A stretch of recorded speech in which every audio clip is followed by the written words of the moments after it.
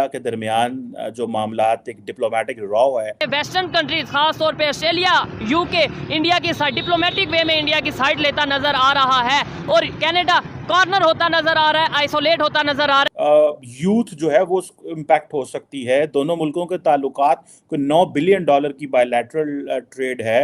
कोई इंडिया के 40% जो कनाडा में कोई जितने स्टूडेंट्स आते हैं उसमें 40% कनाडा इंडिया से आते हैं। कनाडा और भारत के जो आजकल ताल्लुकात हैं जो शदीद कशीदगी का शिकार हैं और इनके दरमियान सिफारती कशीदगी जारी ही थी कि इसी दौरान एक और सिख को कनाडा में ही कत्ल कर दिया गया।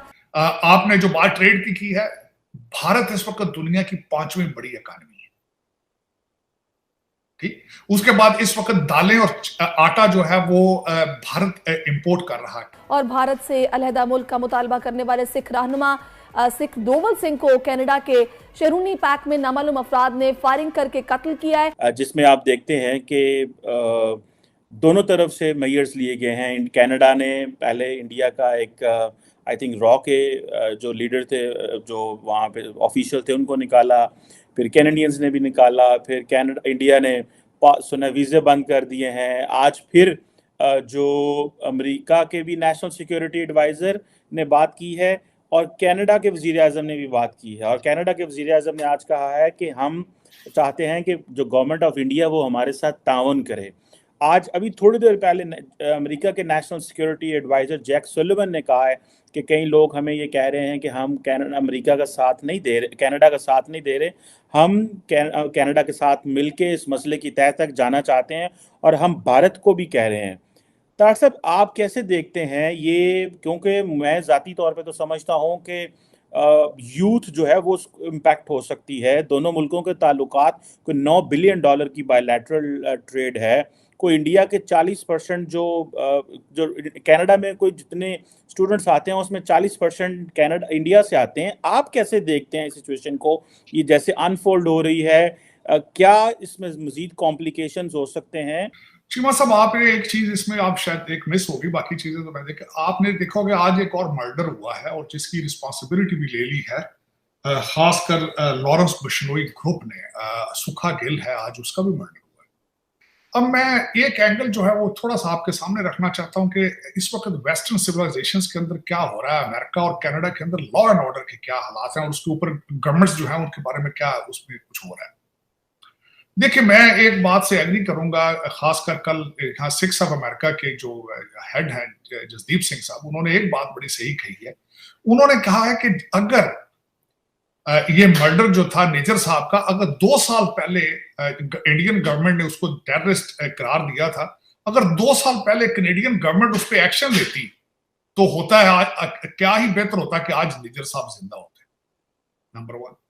दूसरा, इस वक्त आपको मैं बताऊं बात कि कनाडा, जिस तरह अमेरिका के अंदर एक डिफेंडिंग पुलिस की मूवमेंट चल रही है, anti police anti law enforcement की मूवमेंट है जो वेस्टर्न सिविलाइजेशंस पे इस वक्त चल रही है, लॉ एंड ऑर्डर के खिलाफ बिल्कुल उसी तरह की मूवमेंट्स जो है वो कनाडा में भी चल रही हैं और बिलखसूस उसमें हमारे जस्टिन ट्रूडो साहब रिप्रेजेंट करते हैं उसी माइंडसेट को, लिबरल माइंडसेट। अब वहां पे हालात इस वक्त ये है, लॉ एंड ऑर्डर के हालात पहले हैं कि छोटे क्राइम में पुलिस आती नहीं। अच्छा, फिर उसके बाद इस मर्डर 3 महीने पहले मर्डर हुआ तो 3 महीने इस पे बात क्यों नहीं की गई? 3 महीने ये सारा शोर क्यों नहीं किया गया? 3 महीने पहले प्रेस कॉन्फ्रेंस भारत गए हैं, उन्होंने जस्टिन ट्रूडो साहब ने कहा कि मैंने मोदी जी से बात करने की कोशिश की है, प्रेस कॉन्फ्रेंस कर देते वहां पे।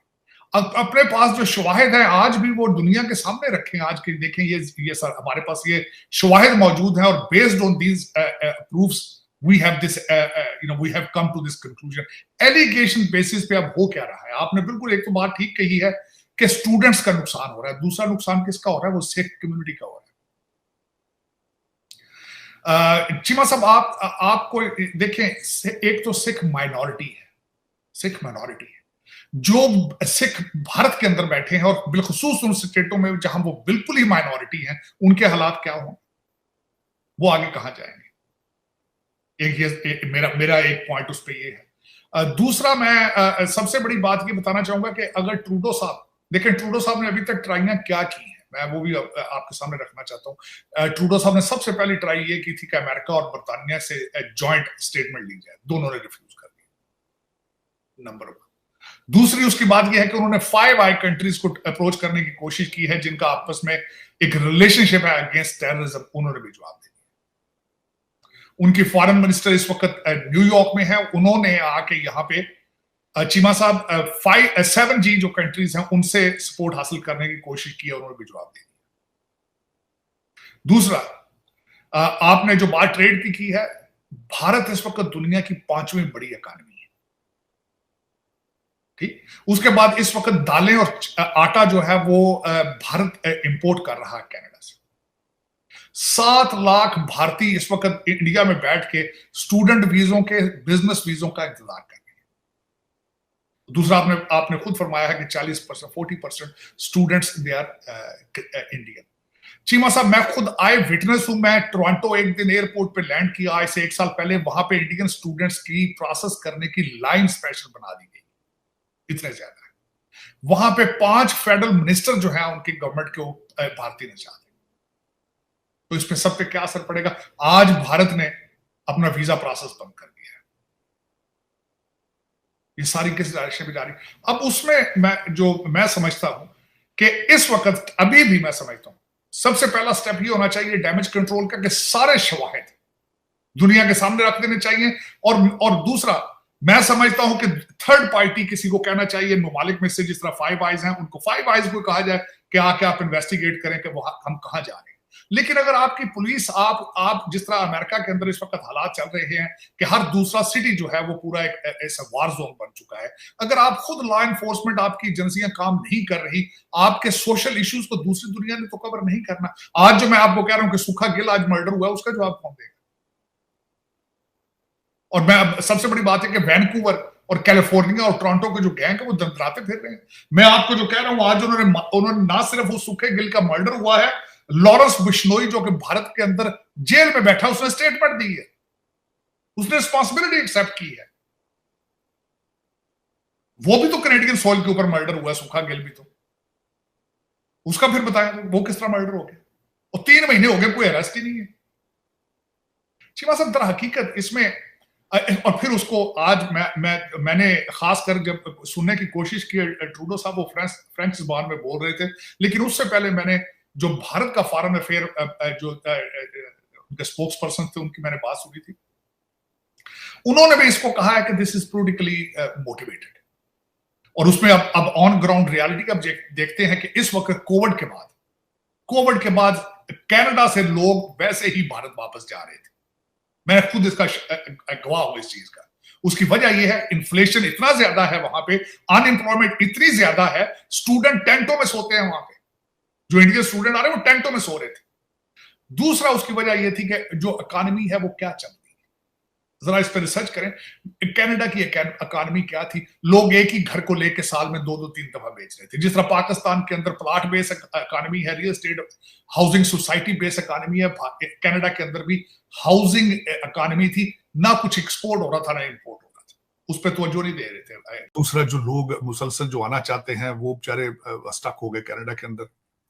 और दूसरा, भारत ने अपना रिजर्वेशंस दिए हैं कि हमारे डिप्लोमेटिक मिशन जो है कनाडा के अंदर वो सेफ नहीं है। और वाकई उसकी वजह यह है कि वहां पे कुछ एलिमेंट्स जो थे उन्होंने भारतीय डिप्लोमेट्स के ऊपर बाउंटीज लगा रखी थी, उनके सर की कीमत लगा रखी थी, और इधर उधर इस तरह की बातें करते थे। वो अपनी जगह ठीक है, कौन इतना बड़ा रिस्क लेगा भाई जहां लोगों को थ्रेट करे। बल्कि कल तो एक सिख रहनुमा है, उसने कहा खास करके हिंदुओं को लीव कनाडा। मैं समझता हूँ ज्यादती, और लोग इसके पीछे, पुन्नू नाम है आई थिंक जी, उन्होंने कल एक स्टेटमेंटें दी। इस तरह गलत बात है, ये नहीं सोचते कि उनके इस तरह के अमल से पूरी सिख कम्युनिटी के ऊपर क्या असर पड़ेगा। और लोग इस वक्त अगर देखा जाए तो सारी दुनिया में दे आर मूविंग फॉरवर्ड। आप अगर को आपके मसले मसाइल हैं, मूवमेंट है, तो आप डिप्लोमेटिकली पॉलिटिकली उसका हल ढूंढने बजाय वायलेंस के। मैं समझता हूँ violence is not an answer to anything.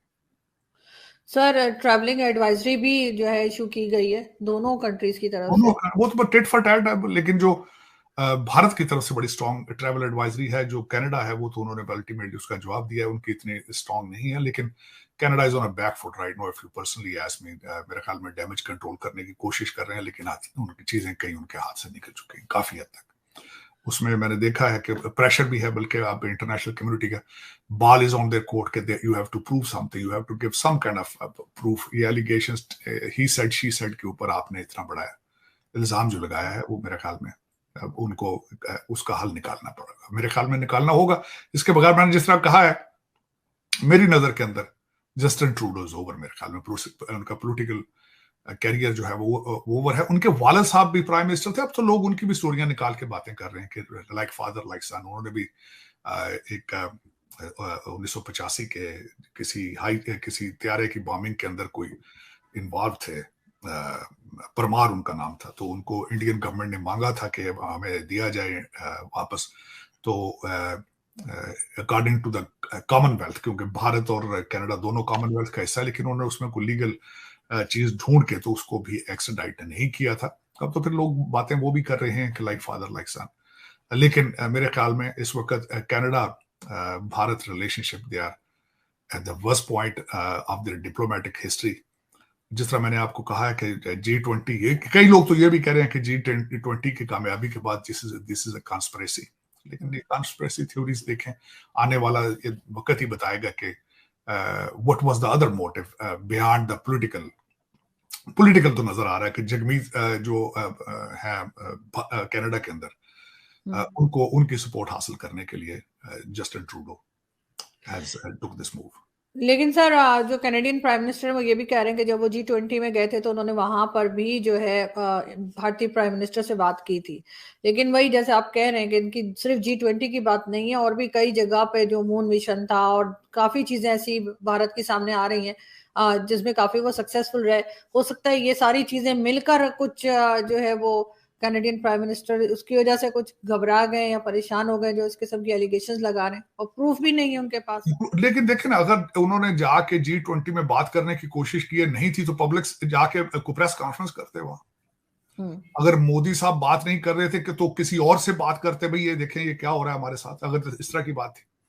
और दूसरा ये नजर आ रहा है ऑब्वियस कि उनको गुस्सा था कि कनाडा का ट्रिप उनका ठीक नहीं रहा, और जिस तरीके से आपने देखा ह्यूमिलिएशन थी कि जहाज खराब हो गया, फिर वापस आने के हालात खराब थे, तो अब लोग ये भी कहते हैं कि गुस्से में आके रिटेलिएट किया उन्होंने।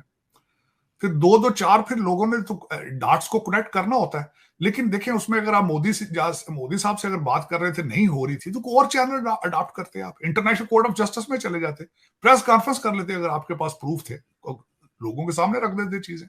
लेकिन सर अब इसमें से निकलेंगे कैसे, ये मैं लास्ट में पूछना चाहूंगी। अब इसमें से निकल पाने का कोई रास्ता? इनका political career is over now, मैं बता रहा हूँ। इंटरनेशनल प्रेशर इतना है कि he won't be able to sustain. या तो प्रूफ देंगे कि दुनिया को बताएंगे ये क्या, देखे प्रूफ होते तो 3 महीने तो मर्डर के हो चुके, एक भी अरेस्ट अभी नहीं है, एक भी अरेस्ट नहीं। और मैंने आपको बता दिया लॉ एंड ऑर्डर के हालात कनाडा के अंदर बहुत खराब है, तो प्रूफ कहां से देंगे? अपनी एजेंसियों को, इनके पास प्रूफ होते तो रख देते, वो प्रूफ होते तो निकाल के रखते दुनिया के सामने, लेकिन है ही नहीं। अब प्रेशर के ऊपर प्रेशर आएंगे, अगले इलेक्शन में फारिग हो जाएंगे, बस यही है और क्या। तो पीपल और उसमें नुकसान किसका है?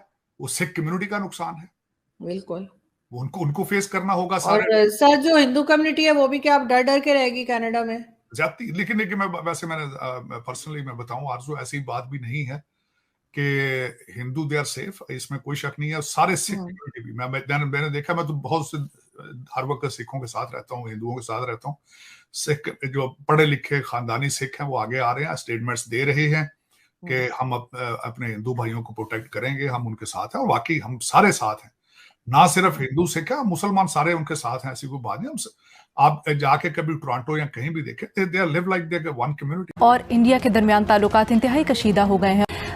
सवाल यहाँ पर यह पैदा होता है कि मुल्क जो हैं इस वक्त बड़ी बड़ी ताकतों की जानिब से ये मुतालबा आने के बाद क्या होगा भारत का इस सिलसिले में? क्या कोई रेप्रिकॉशंस फेस करने पड़ सकते हैं इंडिया को? क्या उसके लिए ये तशवीशनाक हो सकता है डेवलपमेंट? जहां इतनी स्ट्रांग एन इकोनॉमी हो, वो सिर्फ इमेज खराब होने से क्या कोई फर्क पड़ता है? भारत नरेंद्र मोदी का भारत है, भारत के लिए किस हद तक ये नुकसानदेह हो सकता है? मुझे नहीं लगता कोई नुकसानदेह होगा।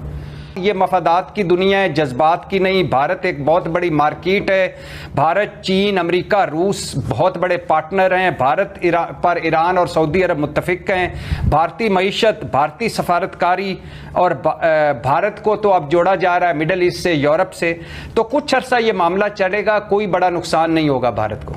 आप टिड्डी मल की हालत देखो भी, ठीक है, तू बिका हुआ आदमी है, चाइना के, तुझे चाइना ने बोल दिया भी तू ये बकवास कर, तू बकवास करी जा रहा है।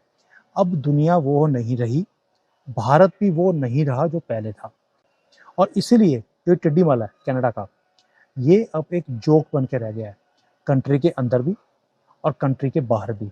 आपको मालूम है, जब यहाँ पे भी आया था G20 में, हमने इसकी वो हालत करी थी, इसकी जिसको कहते हैं ना मदर सिस्टर, पंजाबी वाली मदर सिस्टर करी इसकी हमने।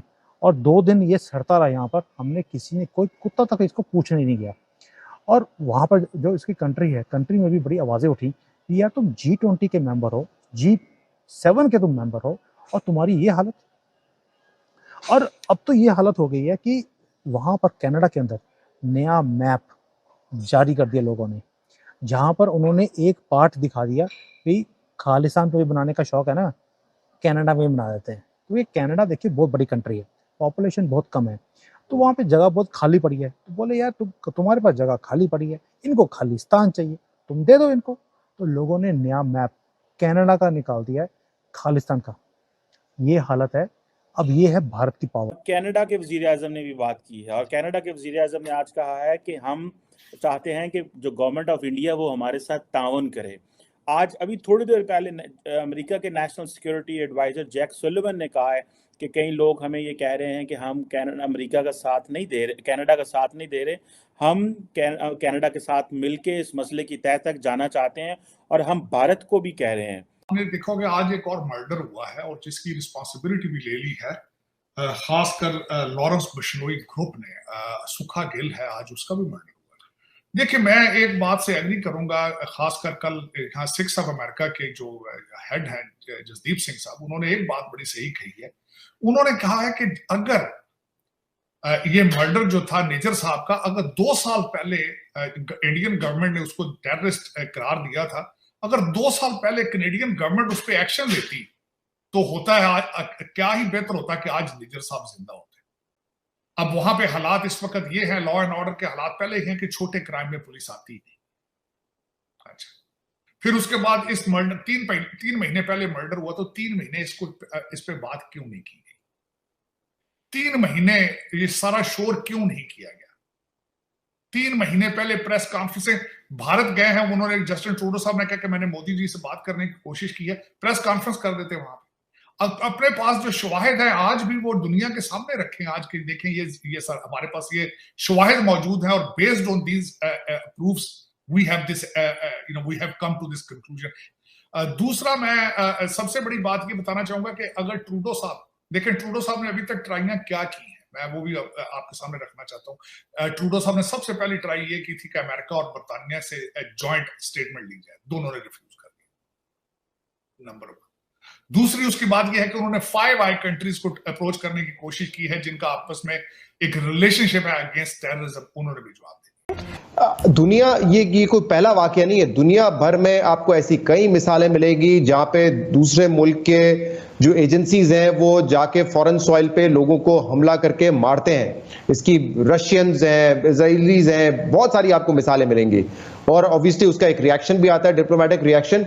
लेकिन ऐसा नहीं होता कि बिल्कुल ही ममालिक से कता ताल्लुक हो जाता है। इंडिया और कनाडा के दरमियान जो ट्रेड है वो तकरीबन $8 बिलियन की है। इंडिया जो है $4 बिलियन का एक्सपोर्ट करता है टू कनाडा, और तकरीबन $4 बिलियन का इंपोर्ट करता है कनाडा से। लेकिन इंडिया के लिए ये बहुत बड़ी कोई एक्सपोर्ट मार्केट नहीं है। इंडिया की एक्सपोर्ट्स इस साल जो है वो तकरीबन $750 बिलियन की हैं, तो $750 बिलियन में से $4 बिलियन की एक्सपोर्ट कोई खास उनके लिए मैटर नहीं करती। लेकिन मुझे लगता है जो इस वक्त इंडिया का बिहेवियर है, और उनको पता है क्योंकि हम एक बहुत बड़ी मार्केट है, अमेरिका से हमारे ताल्लुकात बेहतर हो रहे हैं, तो मुझे ये लगता है कि इंडिया जो है, और क्योंकि उनके रॉ एजेंट का नाम आया है इसमें, इंडिया एग्रेसिवली इस पर रिएक्ट करेगा। मुझे नहीं लगता वो पीछे हटेंगे और कोई खास ताउन की बात करेंगे। हाँ, हो सकता है वो ज़बानी कलामी ये बात करें कि हम ताउन करेंगे, लेकिन इससे ज्यादा नहीं हो सकता। इंडिया को अकाउंटेबल ठहरा सकेगी ताकतवर ममालिक, क्योंकि इसके पीछे अब खड़े हो गए और इंडिया से मुतालबा करे ताउन का? जो जिस तरह अमेरिका के लिए भी है बिलखुसूस, वो ये है कि क्या वो इंडिया के साथ किस हद तक टेंशन में जा सकते हैं ऐसे टाइम पर कि जब उन्हें इंडिया की ज़रूरत है चाइना के खिलाफ। और जो अमेरिकन गवर्नमेंट है, जिस तरह वो खशोगी के मामले पे सऊदी अरब के साथ वो एक कन्फ्रंटेशनल पोजीशन में जाने के बाद उन्हें लगा कि हमें एक स्टेप बैक लेना पड़ेगा, तो ये उनके लिए एक बड़ी एक ऑकवर्ड किस्म की पोजीशन है। लेकिन ये बहुत बड़ी चीज है, क्योंकि ये ऐसी चीजें जो है हमने इजराइल के बारे में तो सुनी थी कि इजराइल इस किस्म के जो है ऑपरेशंस फॉरेन सॉइल के ऊपर कंडक्ट करता है और वो अपने लोगों को वहां पर इस तरीके से जो है वो असैसिनेशंस करवाते हैं। तो हम करते हैं ना कि इंडिया की बहुत बड़ी मार्केट है, जाहिर बात है कि इकोनॉमी का फैक्टर है। दूसरा चाइना फैक्टर बहुत अहम है वेस्टर्न कंट्रीज के लिए खास तौर पे, और इसलिए इंडिया के ऊपर उस तरह के रेपरकशन नहीं आते। अगर ये कोई और मुल्क करता, कोई और छोटा मुल्क इस तरह की जिस किसी वेस्टर्न कंट्री में करता, तो उसके रेपरकशन शायद बहुत ज्यादा सख्त था। जस्टिन ट्रूडो ने बिल्कुल कहा सबकी अब नजरें भी होंगी, लेकिन साथ एक थ्रेट फैक्टर भी है कि अगर वो ये चीज कनाडा में कर सकते हैं तो वो दूसरे ममालिक के अंदर भी कर सकते हैं। अब उसमें मैं समझता हूं कि इस वक्त अभी भी मैं समझता हूं सबसे पहला स्टेप ये होना चाहिए डैमेज कंट्रोल का, कि सारे शवाहिद दुनिया के सामने रख देने चाहिए। और दूसरा मैं समझता हूं कि थर्ड पार्टी किसी को कहना चाहिए ममालिक में से, जिस तरह फाइव आइज हैं, उनको फाइव आइज को कहा जाए कि आके आप इन्वेस्टिगेट करें कि वो हम कहां जा रहे हैं।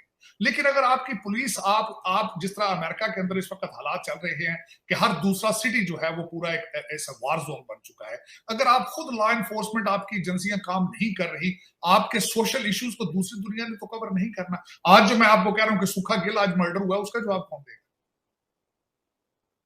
और मैं सबसे बड़ी बात है कि वैनकूवर और कैलिफोर्निया और टोरंटो के जो गैंग है वो दंतराते फिर रहे हैं। मैं आपको जो कह रहा हूं आज उन्होंने ना सिर्फ वो सुखे गिल का मर्डर हुआ है, लॉरेंस बिश्नोई जो कि भारत के अंदर जेल में बैठा, उसने स्टेटमेंट दी है, उसने रिस्पॉन्सिबिलिटी एक्सेप्ट की है। वो भी तो कैनेडियन सॉइल के ऊपर मर्डर हुआ है, सुखा गिल भी तो।